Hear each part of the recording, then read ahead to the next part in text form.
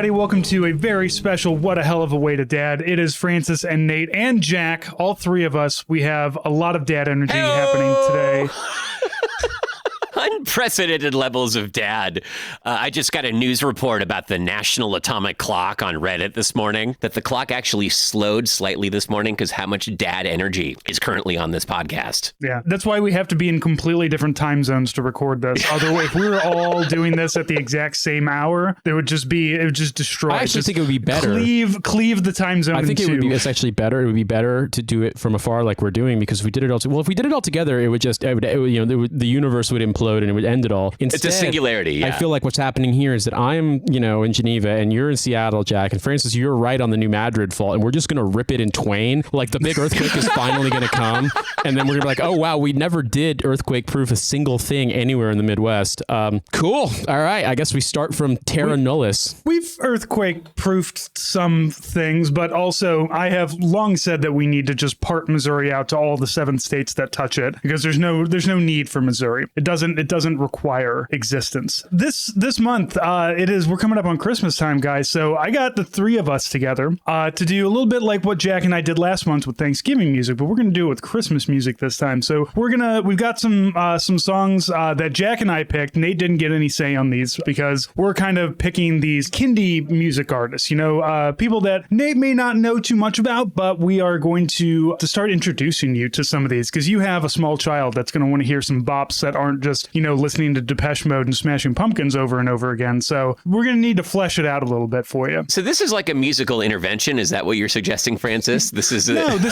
an indoctrination.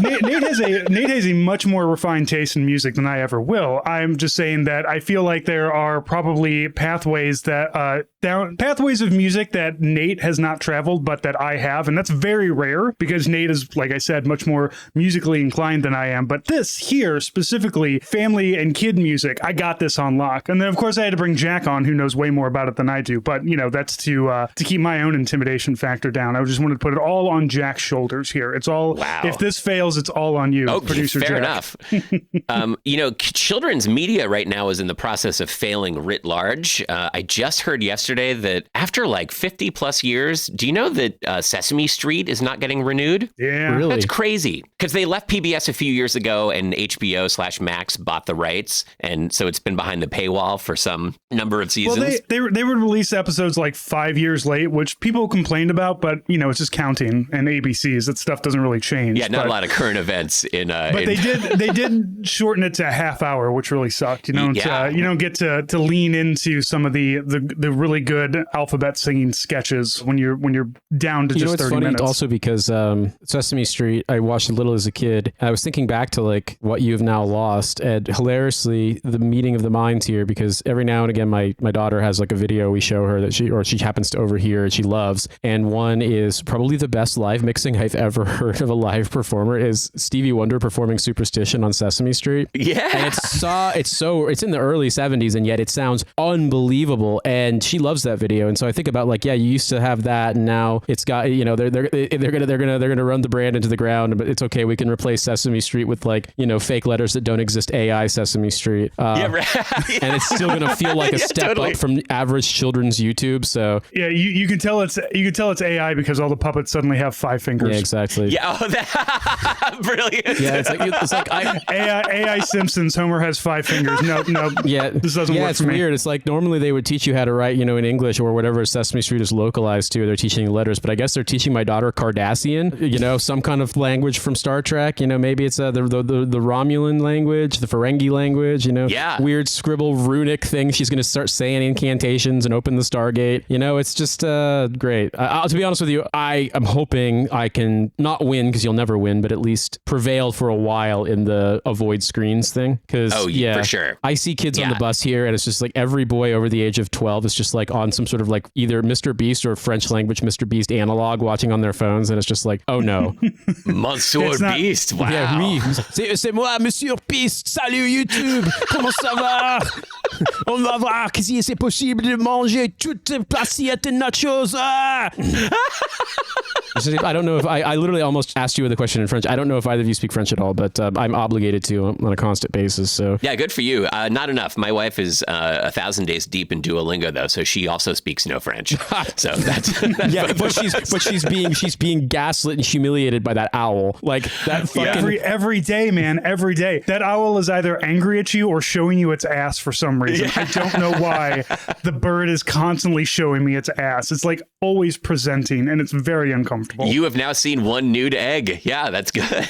Yeah, it's got two. The bird has two states. It's either angry or horny. Sometimes it's both. I don't enjoy it. But gentlemen, let's get into some music. So we have 8 more songs. The first songs were all picked by Jack. And then we had one crossover that we both really like. So Jack, let's talk about Wolfpack. Okay, let's do this. That thread about how Sesame Street has now been canceled. Like I'm a pretty hardcore kids music advocate. I've been making music for families for the last 20 years. I, broadcasted on Kids Place Live for a number of years. And I still think there's a really important place for music that's made especially for kids. But we're living in an environment where, thanks to AI and all kinds of corporate downsizing, the amount of time and resources being allocated specifically for kids is just dwindling more and more. And I think it's more and more important to find things that are good crossover pieces of media for the whole family, so that there really is something encoded within songs for everyone, maybe not even intentionally. Part of that is like a fishing expedition to find what's something that resonates with my kids that I like, that isn't about, romantic love or things that are maybe over their heads or they're not ready for yet. So I'm really excited about that, especially with my kids, finding things that we can meet in the middle on, I guess. I'm excited to talk about some of these songs because the homage or inspiration / object of plagiarism is so distinct in some of these. What the question? Oh, for sure. But the question becomes: do you actually want your child to like this and then seek out the original? Because you might be playing the game of I don't think you're ready for Indian Girl, an Adult Story by Slick Rick, which is what of these songs sounds like. Oh, I'm so glad you know that song. Yeah. Oh, yeah. We're gonna get there in a second. Jack, this is why I wanted to bring. Oh, this is great. He's the one who's gonna pick all these up. Well, so this first one, Wolfpack is a kind of like a funk band. They're sort of a super group too, so they have members coming and going that all met going in the music department at University of Michigan in Ann Arbor. Wait, I got to interrupt you. Is Meyer Hawthorne involved in this somehow? Oh, that could be. Because University of Michigan. University of Michigan. I wrote this down as a note with hearing the voice. I'm like, I don't think it is, but it might be. The singing style is definitely feels like it's approximate to it. But because I know he's from Ann Arbor, born and raised there. Yeah, I'll have to look that up. This singer is Theo Katzman, who's one of their core members. But yeah, so it's a funk group that met all jazz students who then sort of crossed over into being a funk band.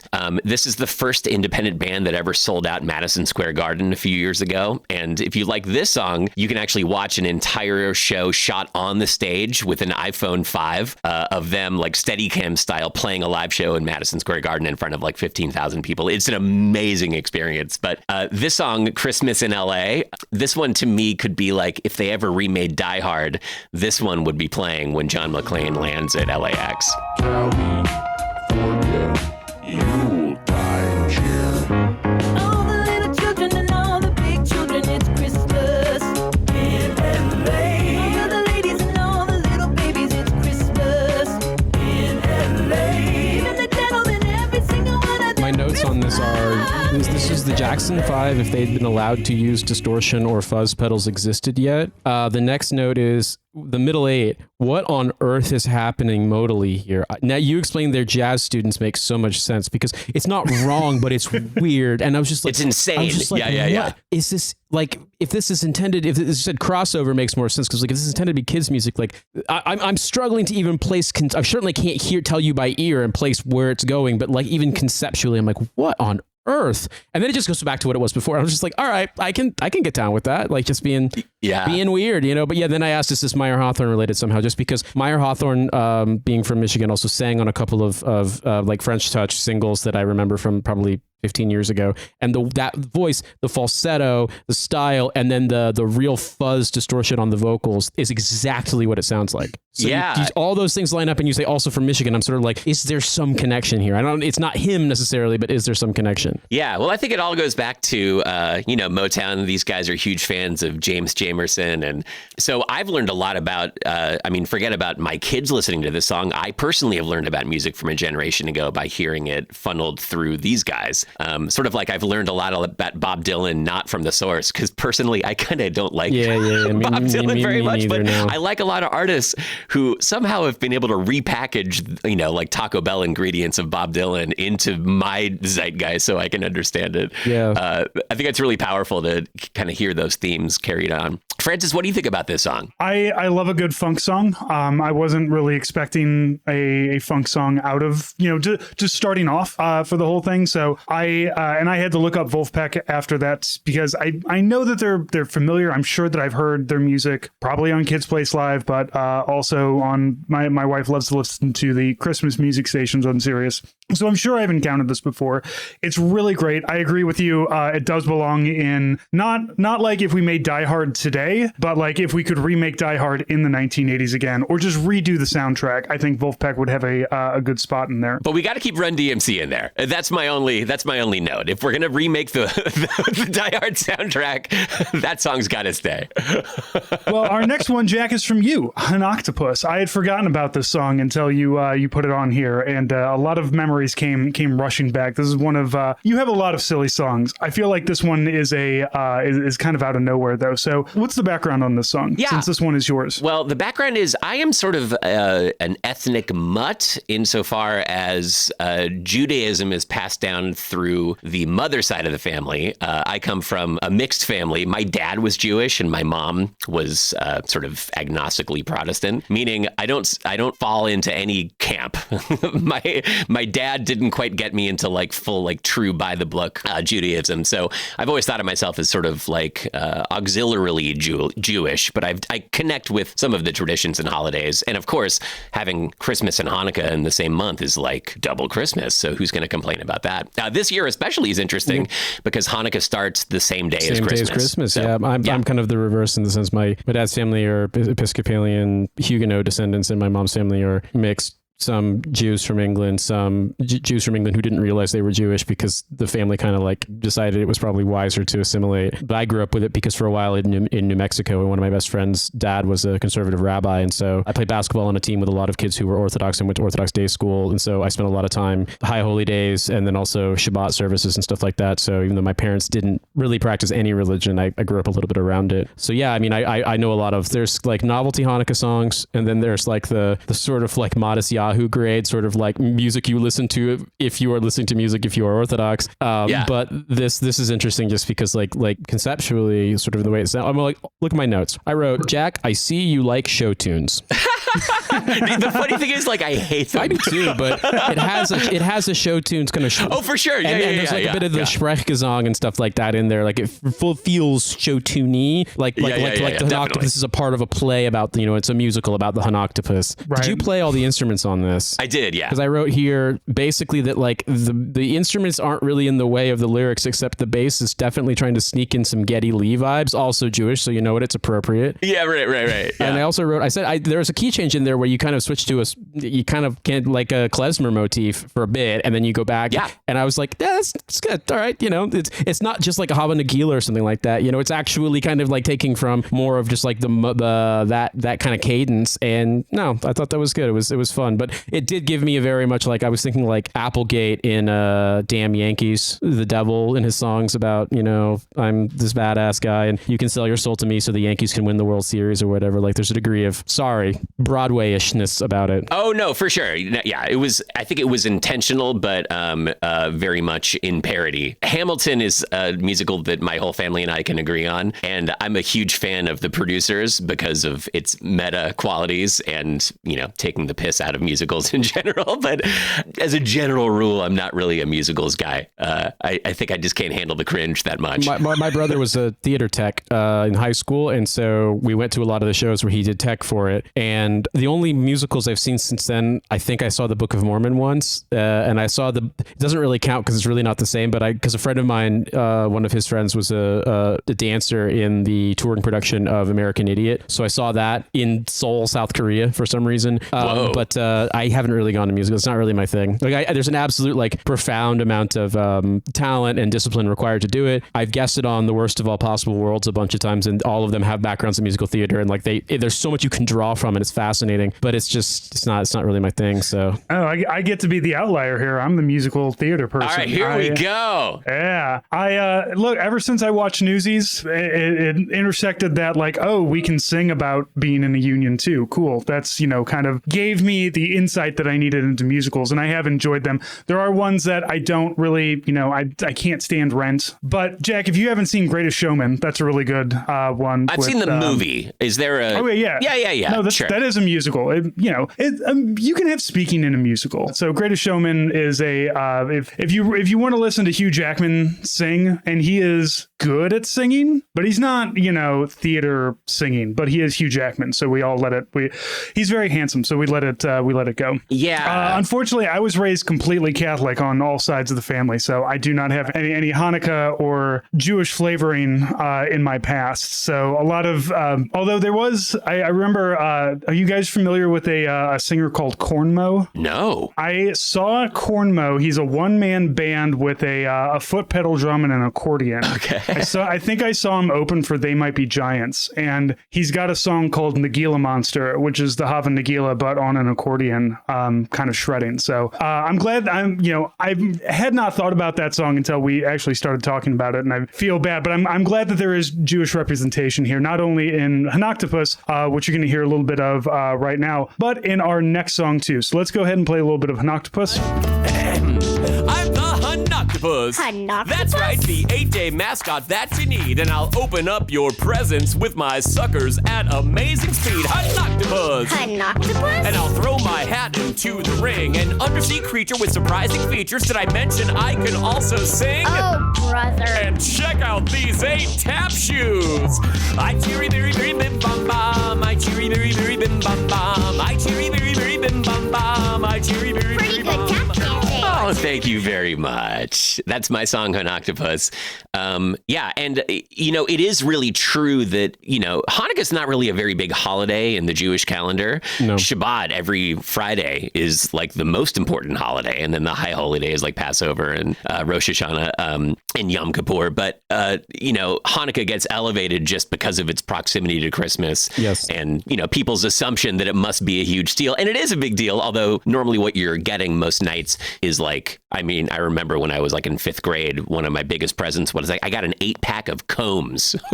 Yeah. Like literally. Yeah, it's like, 8 nights of presents, but it's like the presents are all relatively stocking stuffer grade. Totally. Yeah, it's not quite the same. It's sort of distributed Christmas, but not really the same. Yeah. Yeah, you got your dreidels and you got your Hanukkah, like you got those symbols, but there was never a guy. Of course, there was Hanukkah Harry from SNL. It was John Lovett's Hanukkah Harry back in the 80s, I think.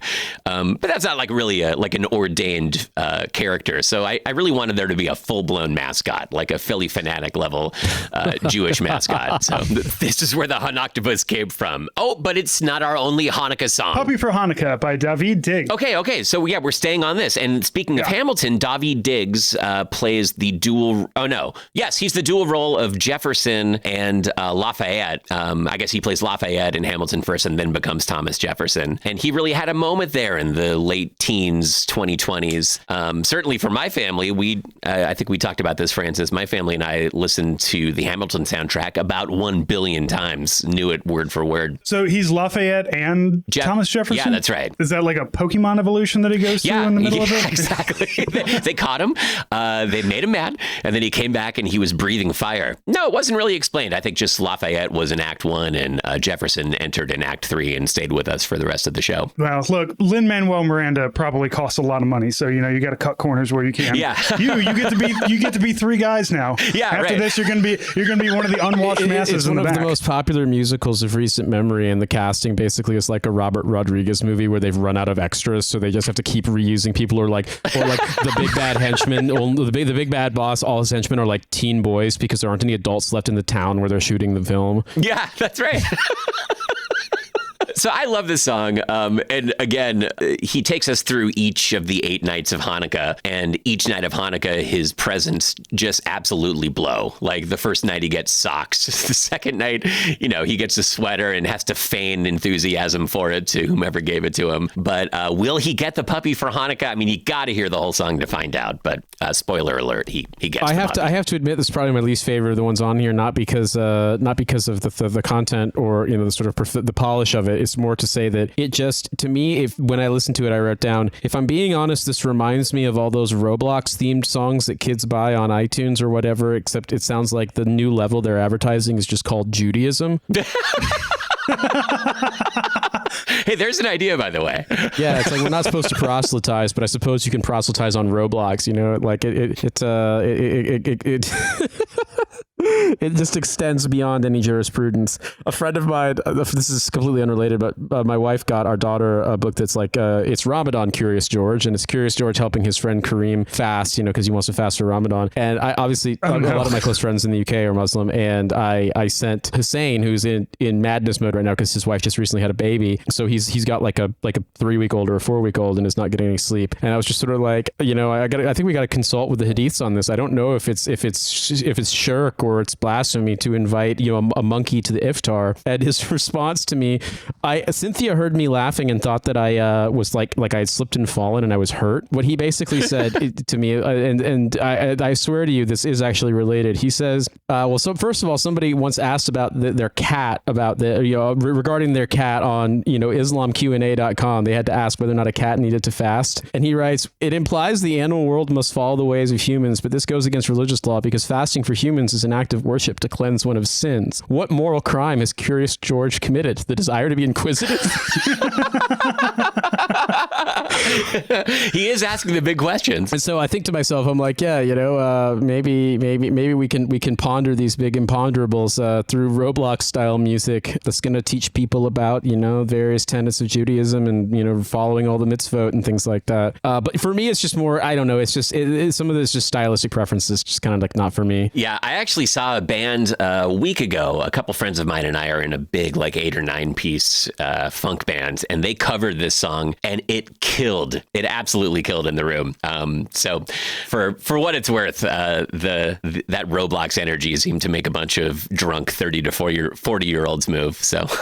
Hey, finally, they can go home and they can connect with their children. Yeah, they can drag the screen away from them. Yeah, totally. It's like that scene in Half Baked where Bob Saget is trying to figure out how to connect with this kid, and he doesn't realize they both smoke weed except is playing Roblox. I mean, I think about that though. The enthusiasm for that really kind of puts you on one side of this massive fault line where you will be cool to your kids until a certain point where you will be so uncool it's not even funny. So it's like, I mean, I guess if you like the song, cool.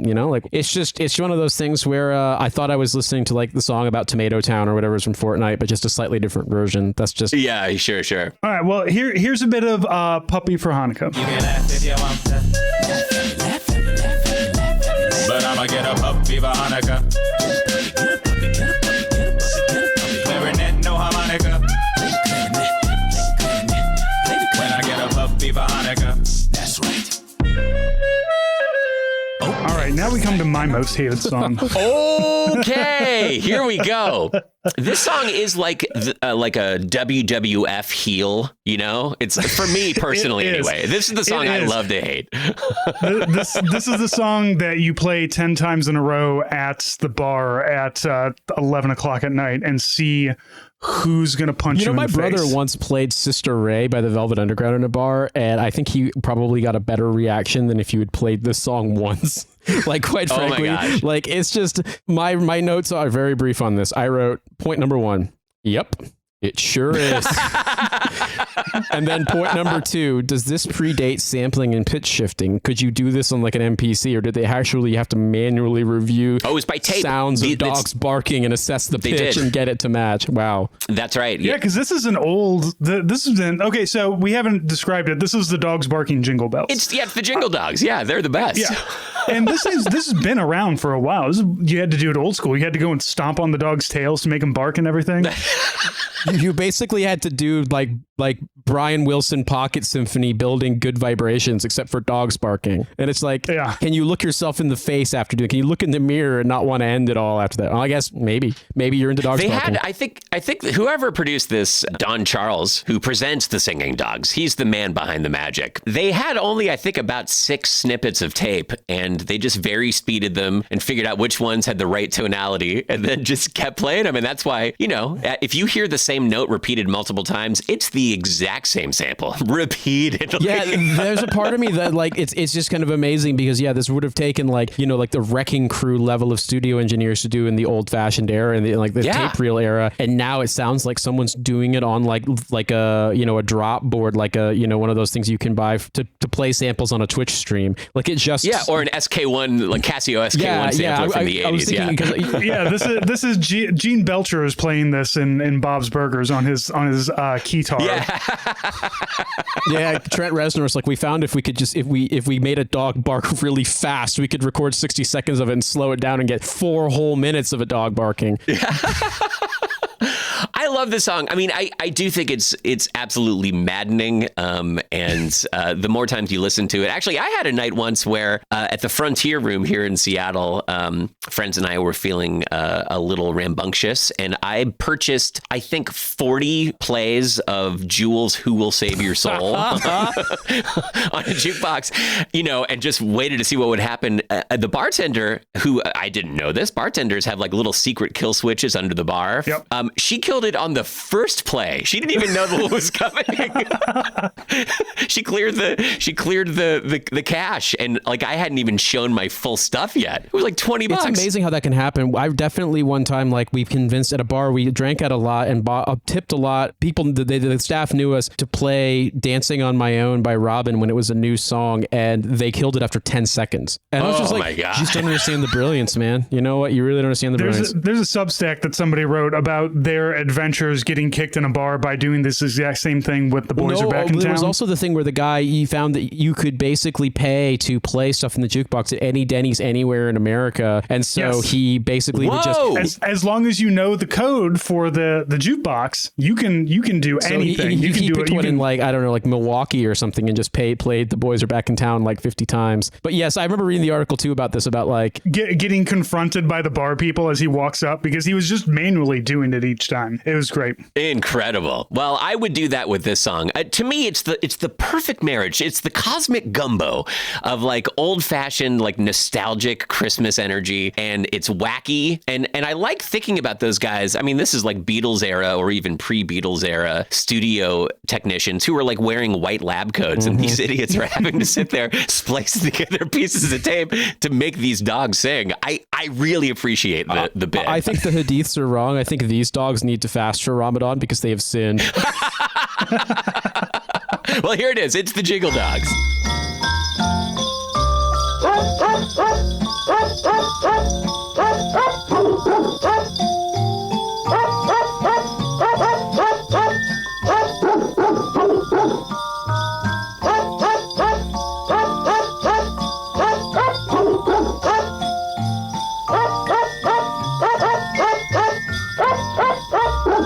Still crazy after all these years. I love that song. Yeah. All right, halfway through. Next song, one that Jack and I both agree on. This is one of my favorite Christmas winter songs. "Winter Party" by Casper Baby Pants. Nate, I'm interested, before we talk about it, I'm interested in your notes on this one. First note. You underestimate me, Francis. Do you think you can sneak a Chris Ballou song past me? Do you think I don't recognize that voice? Do you think I don't know it's the guy from the Presidency of the United States of America who's reinvented himself as a very, very successful children's musician? Passed the test. I would say the middle eight is really nice. It says the man has had time to learn more about key signatures and scales clearly, or maybe he's just put more strings on his guitar. I said, is all kids' music required to be sparse? What if I wanted to do a wall of sound with a Fender Jaguar and some reverb into a fuzz pedal. I feel as though everything here seems like there's so much space so you can hear the lyrics, which I understand. I would say Casper Baby Pants would probably be marketed more towards maybe the 5 and under crowd. Understood, For sure. yeah. The Christmas in LA song is the only one that we've heard so far that wasn't, besides obviously the Dogs, that doesn't do this. But I also wrote, my last note is this is my favorite so far. Awesome.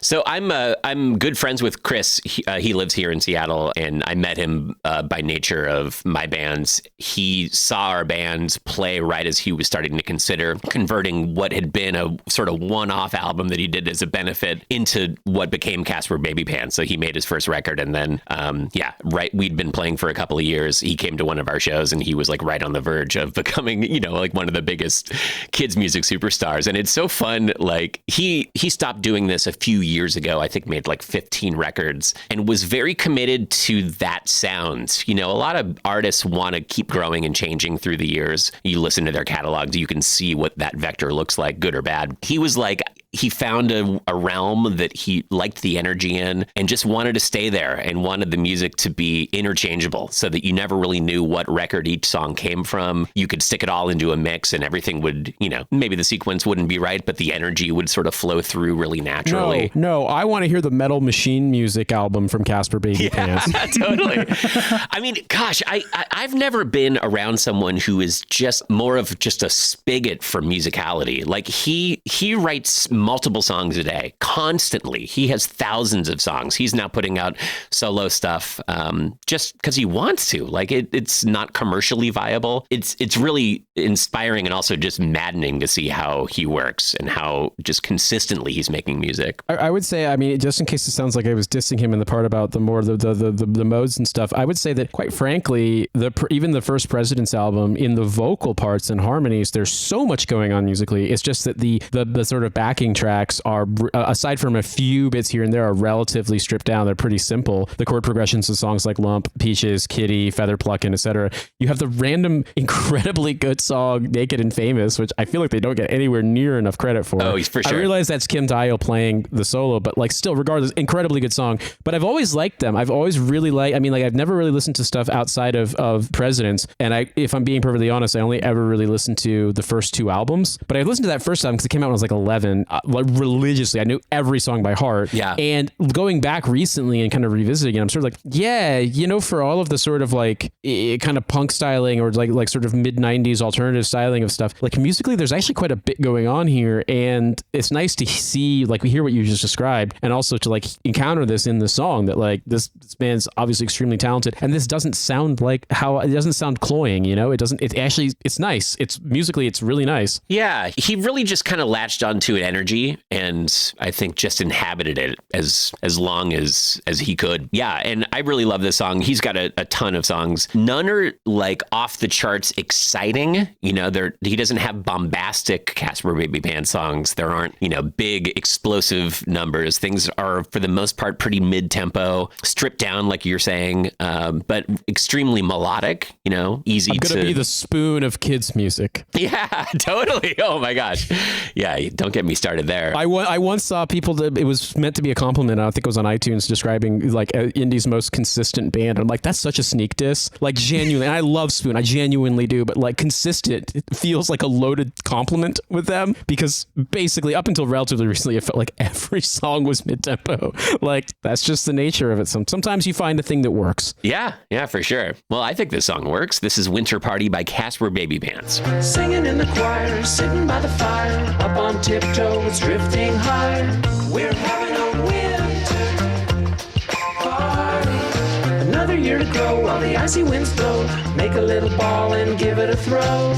We're having a winter party.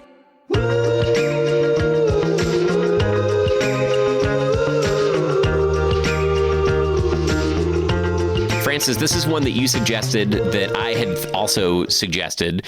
Are you, or has your family been a Casper Baby Pants family, especially when your daughter was younger? Oh yeah, this song is still in pretty good rotation, and we all know it. It's just such a fun slow jam, you know. As you said, I've gone back and I've listened to a lot of other Casper Baby Pants because there's a lot of stuff out there, and it is, you know, there's certainly the ones that stick a little bit more, and Winter Party sticks really well for me. But he's just got such a great way of making music that doesn't feel like it's talking down to anybody, you know. Like, I don't feel like this is music for babies, you know. This is music that babies listen to because they're crying and you need to give them something melodic to calm them down. Instead, you have something that everybody can enjoy and can, you know, possibly calm the kid down, but also calm you down because it's the Winter Party and everybody is here to enjoy themselves. Yeah. And I think, yeah, for sure. The most successful family music bands, and I try to draw a line there too, by the way, like there are like children's musicians who are exclusively making music for consumption by kids, much to the exclusion of their adult handlers. Like, you know, Baby Shark is such a great example of that. Baby Shark was, you know, an earworm, a little plague that was vectorized just for kid brains and drove adults absolutely insane. But this premise of family music, like finding something, encoding information, you know, lyrical and sonic information into songs that really is designed for that whole audience so that everyone can take something out of it. I think that's something that he does really well. And I know this because when my band has played shows with him as Casper Baby fans, his merch line is like out the door. Like we played a double header where he opened and we closed, and we had to hold during intermission for like an extra 30 minutes just because of how many people were waiting in his merch line. Like, they just couldn't clear the line. You know, he's selling hundreds and hundreds of records. And there are as many adults there without even kids who just want to be there. Of course, that's fan service for his President's Days, but I think it speaks to creating something that can speak to multi-ages all at once. It's interesting because obviously They Might Be Giants has done the same thing. And it's like with them, I think that their previous work before that transition happened, it kind of makes more sense. I feel like there was obviously a huge amount of playfulness in President's stuff, but like I wouldn't necessarily been like, oh, I bet this guy's going to become a children's musician. Right. Whereas with They Might Be Giants, I mean, like the Tiny Toon Adventures tie-in they did for, what is it, Particle Man and Istanbul, Not Constantinople, made a lot of sense, I think. And like, which is weird because my brother really liked They Might Be Giants. I don't really like them that much, but they have a few. I know a lot of their songs because I was in the car with him. And actually, I made a joke with Francis one time. I was like, I'm going to make a playlist called They Might Be Giant songs that aren't bad, and it's 4 songs. But but the ones that are good are actually phenomenal. It's just sort of like there's also all the other stuff. That's the thing. But you could see that playfulness being appealing to kids in a way where I feel like it makes more sense. But like, I don't know what they sound like now with that transition. I will say that if this is what Casper Baby Pants sounds like, I hope my daughter gets into it because it's great, frankly. There's a ton of it. And he's made a lot of videos too. So if for whatever reason she ever discovers the concept of screens, there are things there for her too. Oh, she's aware of them. It's just more that right now she sees us anytime using them and she wants to basically knock them out of our hands because she's at that age. Yeah. Pay attention to me, not your depression rectangle. Yeah, for sure. All right. So next up we have Frosty the Snow Jam, DJ Willy Wow. Okay, so this is Plagiarism Central. I would say it's more of an homage. This song definitely is directly referencing a children's story by Slick Rick from his record, The Great Adventures of Slick Rick, which I had and played a ton as a kid. This was maybe middle school for me. Yeah, this song, which chronicles basically a kid's violence rampage through a town, you know, like straight up kidnapping people, you know, like using a pregnant woman as like a human shield while like in a shootout with police. And Slick Rick is, you know, the premise is he's telling this as a bedtime story to a couple of kids. Yes. And he's like, all right, good night. So DJ Willy Wow has lifted that premise, but also the voice that he uses for Frosty the Snowman, I think, is the voice of Humpty, like Humpty Hump exactly. from That's Digital what I Underground. wrote. Okay, yeah. I wrote at first. I mean, I was a little bit harsher on this. Perhaps I wrote my first note with this is just Digital Underground, but without the funny parts about Burger King. But I heard him doing the Humpty Hump voice. But then the more I listened to, because my next note was, if you're gonna do weird '80s rap voices, you should just do a Slick Rick homage. Humpty Hump is a bit too obvious. But then as it went on, I wrote, well, wait wait, I guess this is a Slick Rick homage. Maybe it's a bit too knowing, but my biggest concern is what if your kids like it so much and they want more? What if you have to let your kids listen to Slick Rick's discography? Because I was thinking of Indian Girl, an adult story, which is basically to phrase it in a way that the best way I could describe it to minimize how unbelievably out of pocket it is. He's basically telling one of his stories about trying to hook up with a girl, and when he finally does, he discovers she's got crabs, and like they're so advanced they formed their own civilization and are dancing around doing Indian chants. They're around playing a bonfire, bongos. Yeah, bongos and stuff like that. And it like I cannot begin to describe to you how poorly it's aged in terms of like the terms he's using, like how it's described. Like I mean, I'm not gonna pretend I didn't laugh the first time I heard it as an adult, but I'm like, I don't necessarily like. I don't know if people who are like, oh yeah, the hip hop golden age and silver age greats like Slick Rick. Like, yeah, he was incredible, but like you do have to understand it, take it in context, I suppose. And to me, this as it went on, at first I was like, okay, this is the Humpty Dance. This is Do What You Like. This, and then I was like, no. This is actually Slick Rick. They're doing Slick Rick. So I mean, props for that. It's a lot of people know the name, don't actually know, like, because a lot of people when they think about that stuff, they think about, you know, the early hip hop stuff and, you know, Run DMC and LL Cool J, you know, really like in the 80s, because there's like the stuff that really broke through wasn't hugely well known. But like the thing about Slick Rick that people who know the name but not the music don't know is that he likes to talk and like that's the way that he, and it's at first I thought it was really corny, and then the more I listened to it I was like, no, this guy's actually incredible, but this is so, I don't know if I could recommend this to people, because it's like it's like the come town of rap, like genuinely, like the way he goes in just insane directions. It's very, very hard to like place it, and it's nuts. You're like, but this guy was a huge star, genuinely, also secretly British. Yeah, that would come out. I always thought that was really interesting when I heard like just, you know, slight little British twang in his voice. I mean, the way it works, I'm curious for you, Francis. Like, my kids are almost 11 and almost 14, so you know, I feel like we as gateway parents, our job is nearly finished. Like their access to media now, my 14-year-old, like, it's over. He's in 8th grade. He's going to be in high school next year. Like, any protectionist or curational responsibilities that as a family we had, those are done. Like, he's just out in the world now. And my 11-year-old daughter is going to be in middle school next year, and that's beginning too. So I feel like you know, a lot of the work that we were putting in and like the kind of guardrails in place about what kids were and weren't hearing and seeing, that was mostly like early elementary school, you know, third, 4th grade or whatever. But to make the kind of connections that you're talking about, Nate, like that this is actually about Slick Rick. There's nothing about this song lyrically or title or anything that would infer that. It would actually require us to make the connection for kids. Of course.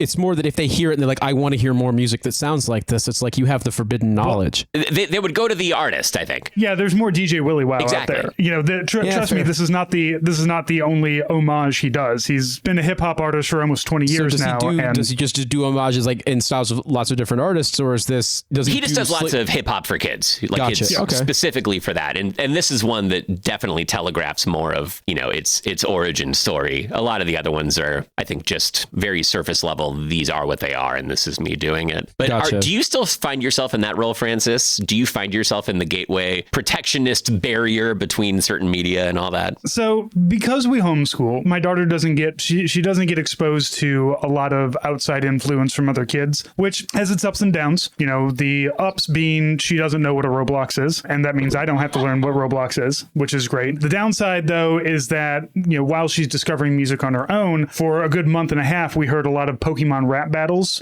being done in the house. And I set her up with her own Spotify for kids, so she did a lot of going through that. But she goes in different feelings. Right now, it's a lot of ambient music that she likes. Like, she likes to put on. Are you guys aware of Lo-Fi Girl? Mm-hmm. Mm-hmm. Yeah, Lo-Fi Girl is just it's a live kind of it's on YouTube. It's a YouTube it's all live streaming. video, basically, where it's like lots of kind of like sort of city pop ambient kind of style music and and mixtapes and stuff. And it's like lo-fi beats to study to, basically. And like there's this sort of anime illustration of what looks like a you know, teen or tween girl with headphones on, like studying at her desk. Oh, okay, and interesting. It's just they just go live and they play all these mixtapes and stuff like that. And there's a lot of crossover with, because people who got into sort of like internet vaporwave stuff wound up really kind of centering it more on Japanese city pop stuff from the 80s, because a lot of the vaporwave stuff was just that, but just pitched down. And so that has now got a life of its own. I haven't listened to it in a while, but I did from time to time, because at my old job a long time ago, some streaming things were blocked, but like YouTube wasn't. And so it's much easier to watch something that's a live stream like that versus every 5 minutes a more annoying ad comes on. But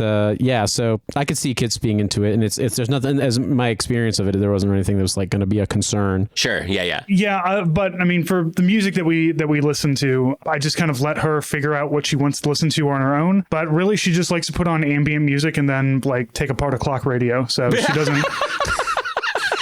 Nice. Solid. I mean, bad news for you waking up the next morning, but great news otherwise. Well, we bought her a clock radio specifically that she could take apart, and I think a week ago, she had taken it apart, put it back together, and decided to plug it in, see if it was working, and it was working. And then she found she was just scanning the FM dial, and she found in St. Louis 99.1, which is our kind of like Christian rock-ish station. And I think she was listening to it on Sunday, so I think there was like some sort of like Protestant worship on, or Presbyterian worship, and she was just like, "Oh, I was listening to church on the old timey radio that you guys bought me." And I was like, I don't know which part of this I'm more upset about. You listening to church, or calling it the old timey radio? I don't. Beautiful daughter of mine, my only child, the light of my life. I don't recall buying a big 1940s RCA stand-up radio for you. So what's this old timey radio you're speaking of? The one from the 1900s. That's the one she's talking about. Yeah, the 1900s. I'd love that. Yeah, so it's interesting. I guess this is the dream. Eventually, you birth your kid and you run together, and then eventually you just start slowing down, and they just kind of keep going. And you hope that when you shared that time together, that you instilled both a love of music, but also, set up some guardrails that didn't permanently damage them. Look, if she manages to not go my route musically, which was listening to a lot of Tool and a lot of Insane Clown Posse, then I think I'm good. Like, as long as she doesn't have her ICP phase, or her Cottonmouth King phase, or her I'm going to listen to Tool's Anima like 10 times in a row phase, then I think then I did all right. Like, I want her to avoid all the garbage music that I listen to. But you'll know for sure, because she'll either invite you to the Juggalo gathering or not. I mean, I would love that's to what go it to comes the gathering down. with my daughter. I mean, lean right into it. One time when my daughter was maybe 2 months old, I saw she was in the Baby Bjorn rocker, and I was doing something, and I was trying to get her to relax and just rocking, and then I realized she was just kind of like wistfully and maybe a sad way staring into the middle distance while like a deep cut from Fleetwood Mac's Tusk was playing, and I'm like, I don't even need a DNA test to know you're my kid. Okay, like it's right there. So, that's amazing. But weirdly, she also really we used to joke about like, oh yeah, I'm going to play French Touch and early Daft Punk, for my kid like it's Mozart. But she actually genuinely likes it. Like she likes it to the point where like Cynthia was watching The Crown with her when she was much younger, and when Defunk played as like interstitial music, she looked up and she got kind of disappointed and started complaining when the song stopped early. And she was maybe 3 or 4 months old at the time. So like, yeah, I'm hoping I'm doing something right that can keep that going with her. But Oh, for sure. And, going back to that early thing that I was saying about, the cancellation of Sesame Street and like whether music is made especially for kids or not and what's out there otherwise. There's that great Portlandia sketch about, cool punk parents who decide to start a band for kids that like takes no prisoners and isn't for kids at all, but it's just showing how cool they are as punks, like doing library circuits.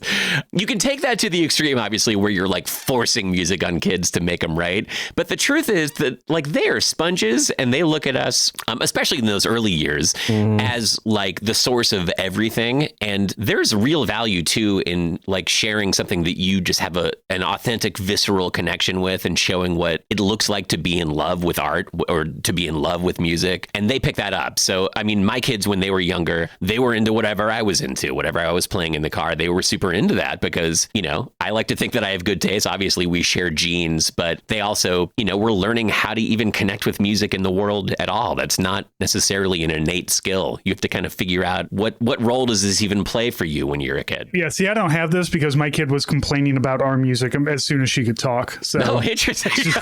Born critic. Our daughter, Pauline Kael. Yeah, so for some reason, when I listen to the Jackson 5 on my radio station, it's not as good as when we listen to Jackson 5 on Kids Plays Live. So I don't know. Huh, yeah. All I can say is I recall when I was 15, I was staying with my with my aunt and uncle and their kids, and we went to like a beach thing in North Carolina with friends of theirs, and their friend's son was 5. And one time he asked me, Nate, do you like music? And I was like, yeah. Do you? And he's like, yeah. And I was like, what kind of music do you like? And he said, smooth jazz. And his mom just broke out laughing, and she's like, "It's what his dad listens to in the car." And he's 5, so he likes smooth jazz. Wait, we got to play this song. Listen to Frosty the Snow Jam. Once upon a time, not long ago, some kids were outside and they were playing in the snow. They found a hat, but did not know that the hat belonged to a magic show. So they made a snowman and he started to glow. Put the hat on his head and he said, let's go.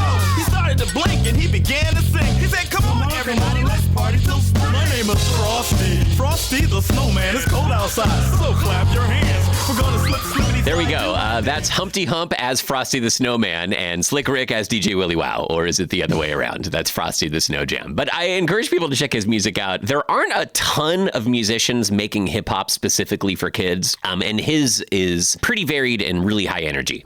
He's a really fun artist. As a side note, before we move on, I got to ask, if you had to pick hip hop, like actual, like sort of established known hip hop artists for kids, do you have any recommendations? For kids? Well, just, I mean, in the sense that like hip hop that's not made for kids, but hip hop that you would say, like, because for me, I remember being asked this question one time when I was coming back from the beach with my friend and his kids, and I picked wrong because I didn't remember, and I was like, oh, I don't know, maybe Mobb Deep, and I was like, oh wait, no, we can't play Mobb Deep. But I realize now, to me, when I think about it, like early De La Soul and Tribe Called Quest, to me, that's right where my head went too. I was a big Tribe Called Quest fan in high school, particularly, and De La Soul too. So I would have a personal connection there. Yeah. My daughter latched onto Beastie Boys for a little bit. I think because there's a cover of Girls called Squirrels, and she really liked that and wanted to learn more. And then and you know, I mean, look, the Beastie Boys have some questionable lyrics, but they also have some good beats. So you know, we're not listening to NWA. It's fine. Yeah, and I mean, you could listen to Ill Communication and learn lots of different ways to incorporate bong rips into samples too. So that's kind of fun. I should have had another kid so we could properly do High Plains Drifter with 3 people. Oh well.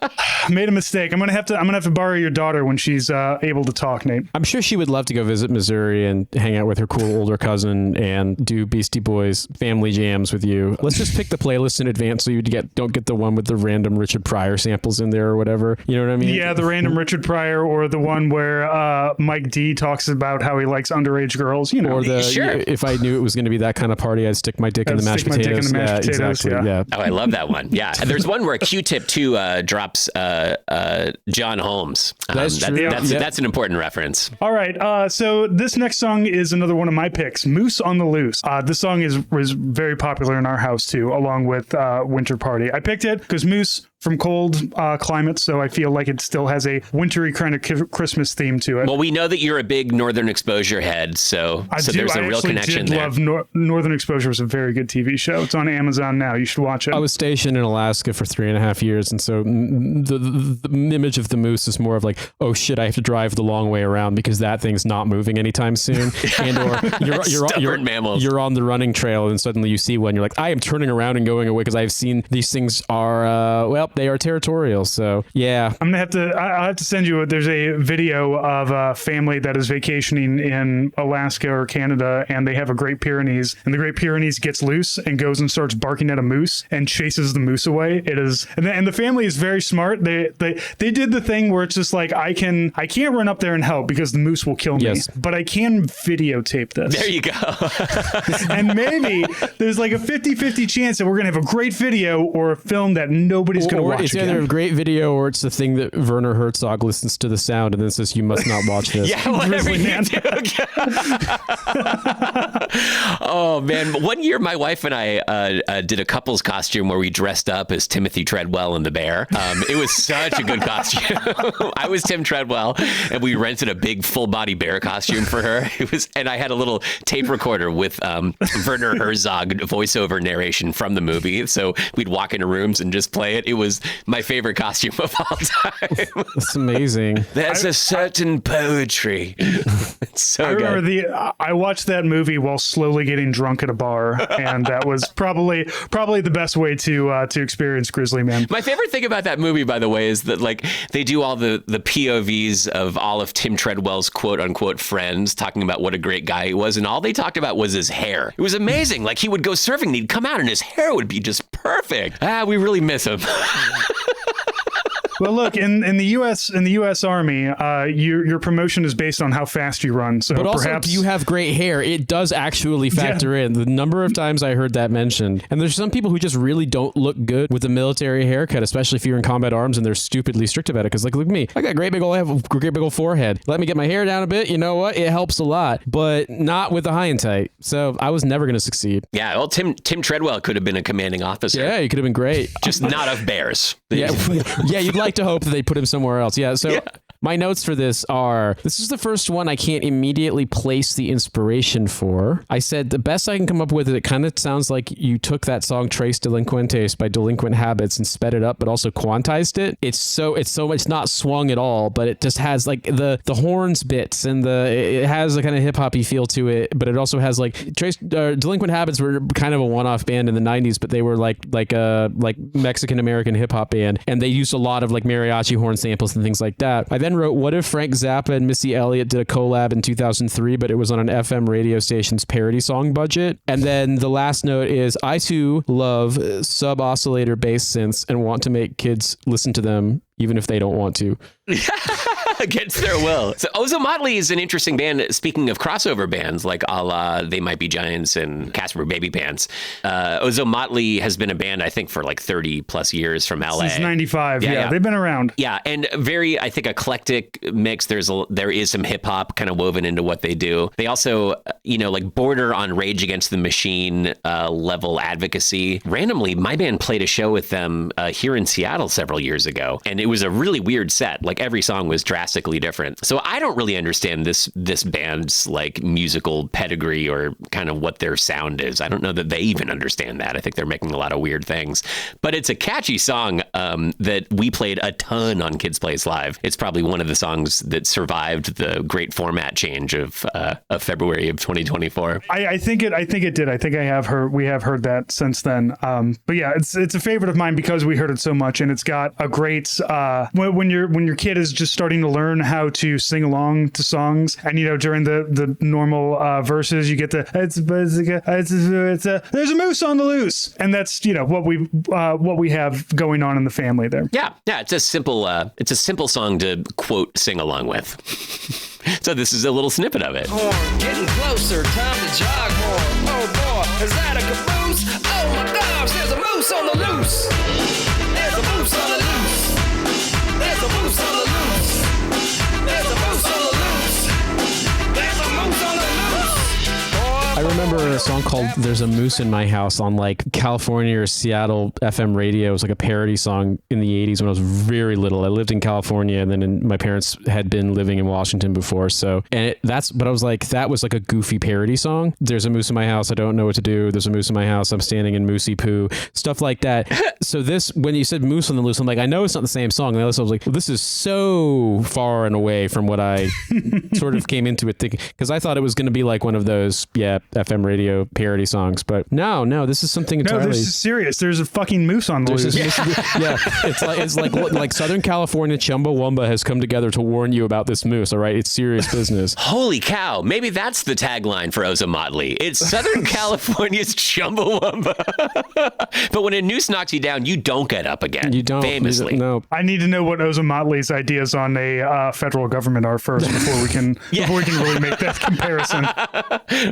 Right in, Ozomatli. All right, and then finally, the final song that I picked. My mother loves to sing this song around the house during Christmas, so that's where I grew up with "I Want a Hippopotamus for Christmas." I don't know anything about this song. I've heard other versions of it and even parodies of it, but who even is this artist? Oh, I don't know. Okay, sorry, Gayla Peavy. She's a young girl. Like, this is a song that was actually recorded back in the 50s. This was on a Dr. Demento album. in 1985. So this, this is released on the Greatest Novelty Records of All Time in 1985, but originally recorded in, I think, 57 or so. I feel a lot more confident in my ear then, because this is what my notes say. The first note is, this is like the Vine about indie girl shows you around her kitchen, like, welcome to my kitchen. They've got bananas, avocados.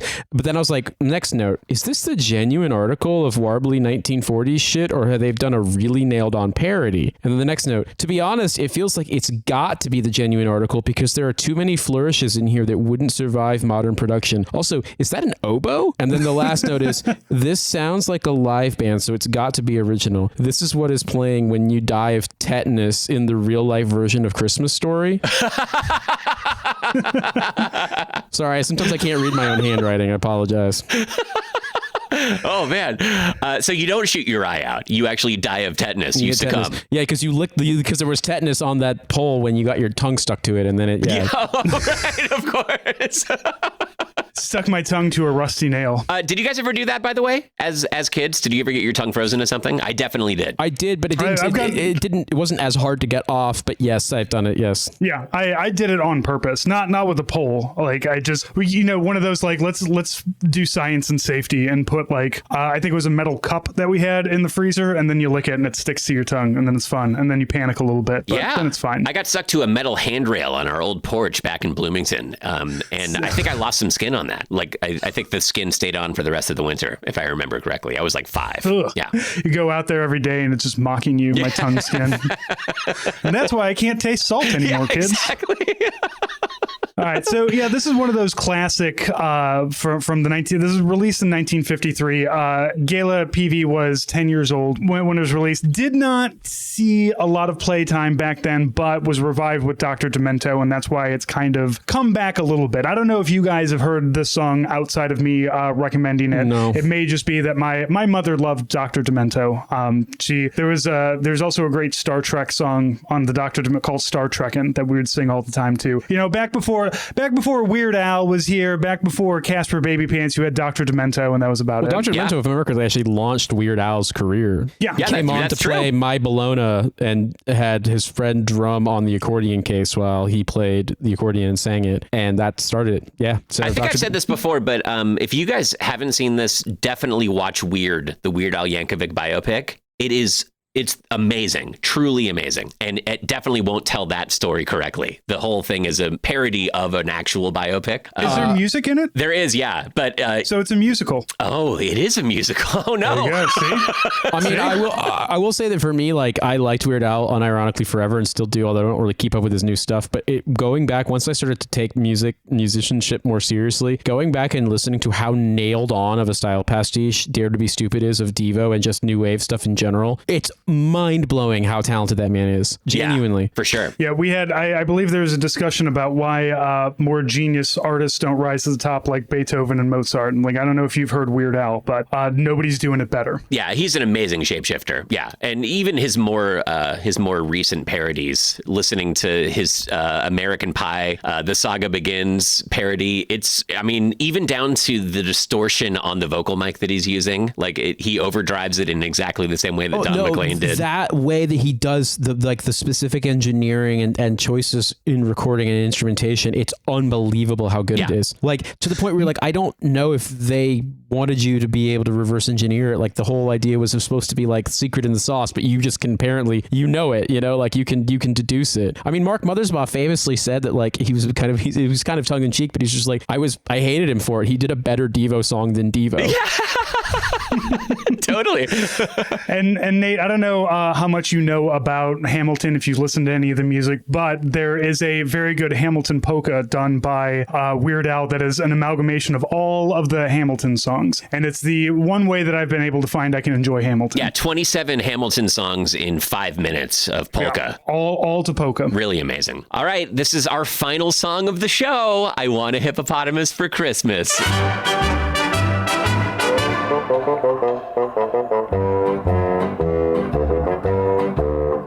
I want a hippopotamus for Christmas. Only a hippopotamus will do. Don't want a doll, no dinky tinker toy. I want a hippopotamus hippopotamus to play with and enjoy.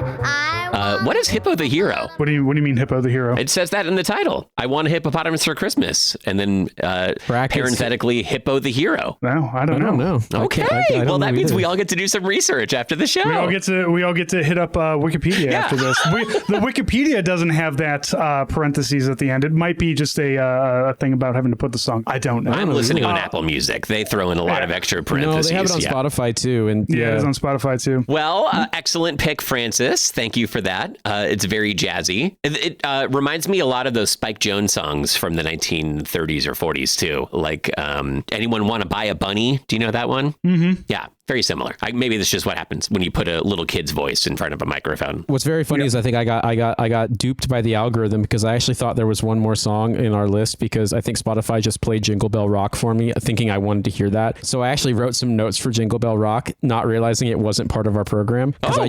I put this on the loudspeaker, the stereo while I was doing some stuff around the living room, and I just wrote, I too have seen Home Alone, and I recognize this is in fact an original. You had to be a much better musician back then, but the only thing that really caught my attention is the slide guitar. Emphatically, this is not my thing, but that's okay. That's okay. Sometimes you just don't have to be into it. You can You not hear that, like it. Spotify? Algorithm fail. Yeah, well, it's just Why are you making Nate listen to music he didn't have to listen to? ultimately it's like, yeah, you made me do extra homework. Fuck you, Spotify. But also it's like, I understand why it would listen to the last couple songs there and just Christmas in general. It's like, oh, you like Christmas song? Here, have like the not even say lowest common denominator, but the most obvious, like, this is a song you play when you want to play Christmas music kind of thing. So yeah, fair enough. Yeah, well, I think we've done our job. We have managed to fill an hour full of Christmas music, and no Mariah Carey nor John Legend entered the chat. So congratulations. It's possible to have a non-mainstream Christmas music spectacular. I want to tell one really quick thing, which is that I didn't know about Wonderful Christmas Time. I knew Paul McCartney's weird career. Oh, yeah. But in the late 90s, early 2000s, there was this horrible joke rap group from the University of Michigan called the 1108 Thugs. And they had a song that you would only get this stuff like people sharing it like on AIM or on like Napster, a song called Fast Food Fucking. And the sample was that synth sample from Wonderful Christmas Time. And the first time I was in like a Tesco and it was around Christmas and it started playing and I was like, what the fuck? Because I didn't know the Paul McCartney song. I only knew the 1108 Thugs song, and I heard that bum bum bum bum bum. What are they playing in this Tesco? I'm like, wait, what? And then I realized, and I messaged my brother. I'm like, you just listen to this song. Don't even take any. Just listen to it now. And he's like, oh my fucking god. That's the thing. Is like, that's the kids maybe have it better now. You can just find stuff. Back then, I had no idea that's what it was from. I just thought those dudes were in their dorm room making terrible music, and they had a Yamaha CS80 for some reason. That's so funny. I thought about adding that song to the list, or John Lennon's War is Over. But I felt like we didn't need that kind of legal heat. So years ago, my band Recess Monkey's second album is called Aminal House. And on the cover, we made a parody of the Sgt. Pepper's cover. This was in like 2006. And we talked to an IP attorney and we're like, are we putting ourselves in danger here by doing this? And the IP attorney said, if Paul McCartney's lawyers come after you, that would be so great for you. But that's like pre-AI. There was no way to, put digital holds and, copyright DMCA marks on people's assets back then. Nowadays, I think probably it's better to not tread. Just don't rip it off at all. We're gonna stick with the people who would probably be a little happy that we're giving them some playtime. Yeah, John Legend doesn't. John Legend, Paul McCartney don't need your listens. No, they don't. They're doing fine. Wolfpack does. Well, this was fun, fellas, and we should probably stop soon so that the Earth regains its regular spin. Exactly. The portal to daddom has to close, otherwise things get unstable. Everyone starts getting out their levels and, measuring tapes and stuff. Yeah. Speculating, arms crossed, and talking about transmissions. Gentlemen, thank you so much. Everybody, if you want to listen to these songs, they are down in the show notes. We have the Apple and the Spotify playlist down there for you. This is going to be the last episode of the year. The next couple of weeks until we get to January, we will do what we have always done. We will release a couple of the bonus episodes for free over those weeks. So those those of you who are not giving us $5 a month can see what you're missing out on over on patreon.com/hellofawaydodie. So Jack and Nate, I'm glad that I finally got to get both of you on a musical episode, because I knew this is exactly what would happen, is that you two would just nerd out about it completely and have much further insights than I ever would into a lot of this stuff. I haven't heard about half of the bands that you guys talked about. So, but I am glad that DJ Willie Wow is bringing kids to, possibly bringing them into some of the most horrible music that they could ever listen to. And maybe bringing them into a Burger King bathroom. Exactly. Who knows? You know what? Yeah, I just feel as though if you like it, maybe at a certain point, once you cross that threshold, like Jack mentioned, when your kid's kind of just out in the world, and they'll be like, you know what? Yeah. Digital Underground had to go, you know what? Maybe I will check out the 1990 album Sex Packets for some reason. I had that album. I'm a little younger than you, so I was too young to buy that, obviously, but yeah. Sex Packets, $1 a do. What an album. Jesus Christ. Gentlemen, thank you, and we will talk to you next year. Toodaloo. Have a good one.